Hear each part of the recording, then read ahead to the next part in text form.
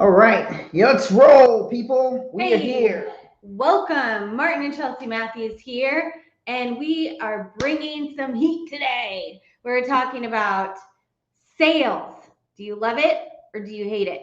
And your opinion about sales will determine your level of success.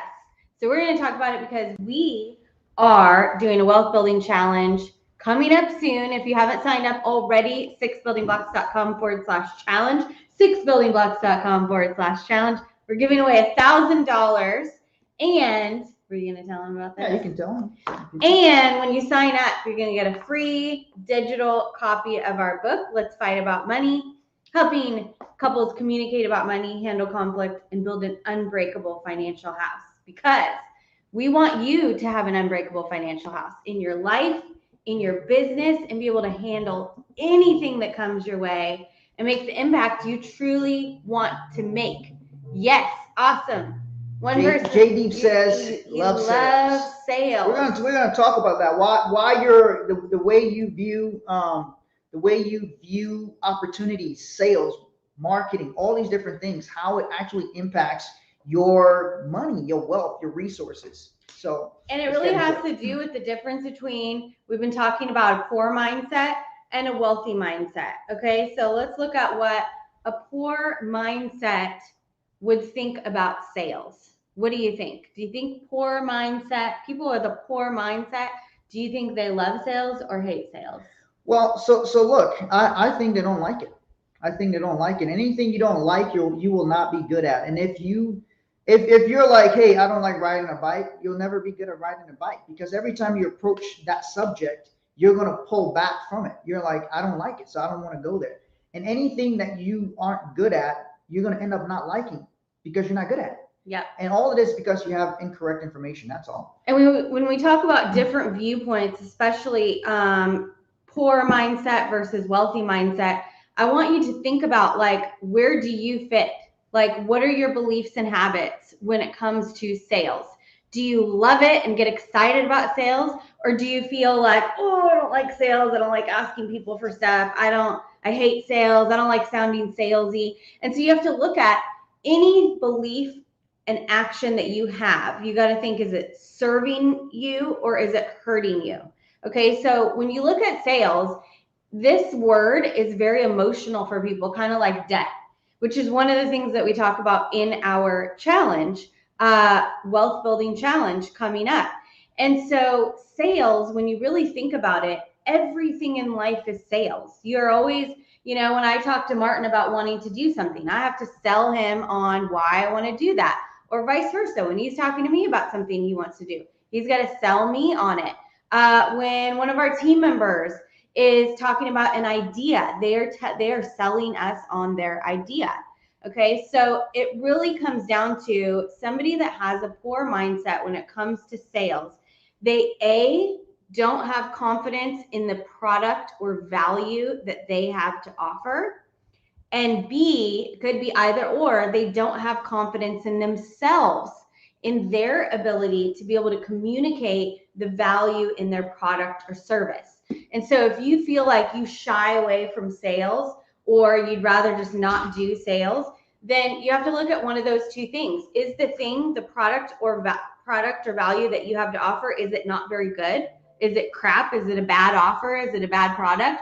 Or do you not know enough about it to know the value that you offer to be confident in offering and making that sale?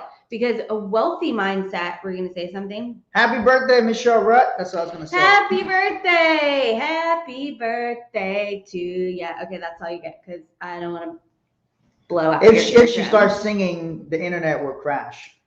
It will start raining. Because it's so It will beautiful. start raining and storming out Everyone will tune in because they want to hear my beautiful song voice. She is not a good singer. Oh my God. It's true.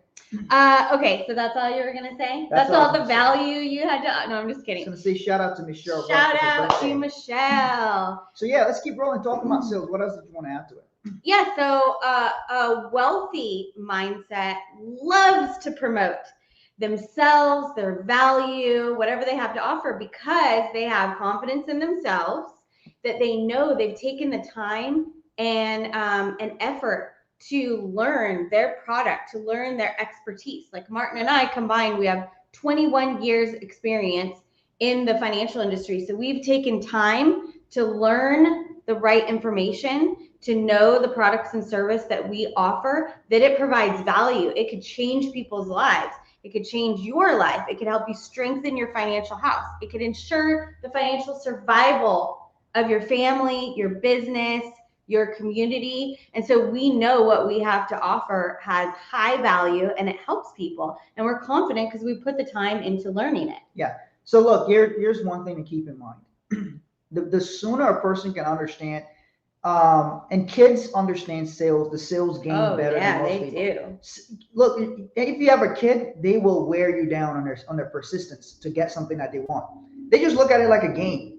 You know, when you become an adult, you look at sales like it's this big challenge, this big bad thing, this big barrier. Kids just look at it as a game. They're just going to hound you over and over and over and over until you either say yes or you yell at them, and then they go back, and 5 minutes later they come back and ask for something else. Here's a very important thing too for parents is how do you respond to your kids when they ask for things over and over and over? Because this is one of the things that can shape people's beliefs or fear when it comes to sales. Because if they're constantly getting stomped down, squashed down, don't ask for that, stop asking, don't ask why, then they start to think, oh, I shouldn't ask. Oh, I shouldn't ask for what I want. Oh, I shouldn't negotiate. And so one thing that you could do with your kids is to start encouraging them to negotiate, but to communicate the value that the thing that they want is going to provide. Like when our son William would come to us and he would want a toy or money or something, and we would say, what value does it provide? How does it provide value to the family or to you? So get them to think and communicate in a way that they're communicating their value and they're making an exchange. They're not just asking for something for free. So it's very important, the communication that we speak to our kids about. We can actually influence their love or their hate of sales. So look, ultimately, your ability to sell yourself to whether you're working for someone else and you have to sell yourself on getting the job, then you have to sell yourself and your employer on doing a good job so that you continue to be employed there. And then you have to continue to sell yourself on so many different things through life. You sell yourself, the most important sales that you're going to make is the one you make to yourself. You have to sell yourself on that, and then continue to sell yourself on being successful. And ultimately, if you look at people who sell lots of different things, like this cell phone, the reason is an iPhone. This has more sales than any other phone. Why? Because somebody went out and created this product and told you this was a great product to have.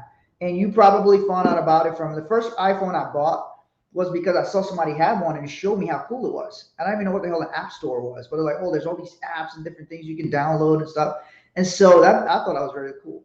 But Steve Jobs was a phenomenal salesman. He'd go over there and explain to you how his product will help make your life better. And so whether you work for somebody else, whether you're a receptionist, whether you're a massage therapist, whatever it is you do, you have to constantly communicate how what you do and what you have to offer is going to make someone else's life better. And to the degree that you can do that effectively and communicate that well is the degree that people will understand, first of all, understand what you're saying, and then exchange with you by giving you money for that product or service. On this planet, that's all that's happening, right? What's Walmart known for? They're not known for high quality. That's not their deal. No. They're known for low prices. That's Walmart, low prices. So what do they constantly tell you? Low prices, low prices, low prices. We're the cheapest. We're the cheapest. That's what they're set up to do. Now, what is Lamborghini or what's Rolls-Royce known for? They're in the cheapest. You'll never hear them saying this is the lowest price. That's not their brand. That's not what they're selling. They're selling something completely different. Yet Walmart will sell a bunch of stuff, and Rolls-Royce will sell a bunch of stuff too, because their message that they're communicating is this is what we have to offer, and then people pay for that. So whatever it is you're doing, like I said, whether somebody's a receptionist, whether you're a massage therapist, whatever it is you do, whether you sell cars, whatever that thing is, whatever. What's the store in the UK that they have that's the equivalent of Walmart, JD? What do they have in the UK? You said there's no Walmart in the UK. So when you look at that, you're constantly having to sell. If you're a receptionist, you're selling both your employer and the people who call in that that's a place they should do business. You understand? You are selling. Selling isn't just the act of you pitching a product. So many things involves in your presentation, how you look. If I looked homeless, would you listen to me about money? Probably not, right? If I look disheveled and I look like I just slept under a bridge, no problem with sleeping on a bridge. A lot of people do it. But will you listen to that guy about money and finances and success? Probably not, unless he was like an undercover billionaire or something. But you probably wouldn't do that. So when it comes down to all of those things, your presentation, how you look, how you communicate, things you say, how you make people feel, do you communicate in a simple way that people understand you, or do you try to make yourself seem smart by using big words? All of that can impact how you get exchange, how you get people to support your products and services. All right. Okay, so here's 3 ways that you can increase your love and ability in sales. Okay, so Thanks, Henry, on Instagram. Number 1 is rate the service or product that you have to offer, like in terms of the value that it provides to who you're offering it to. So rate it on a scale of 1 to 10.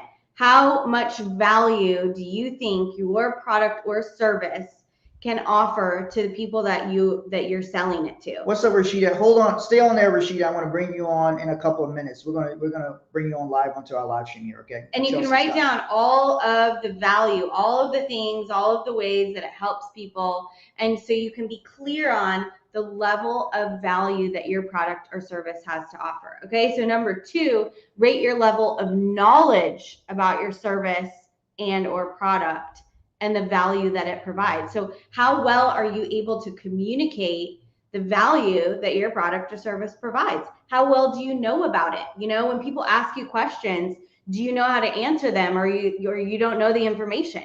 So number 1, rate the service or product you provide in terms of value. Number 2, rate your level of knowledge in the service and value that your product or service that your product or service offers.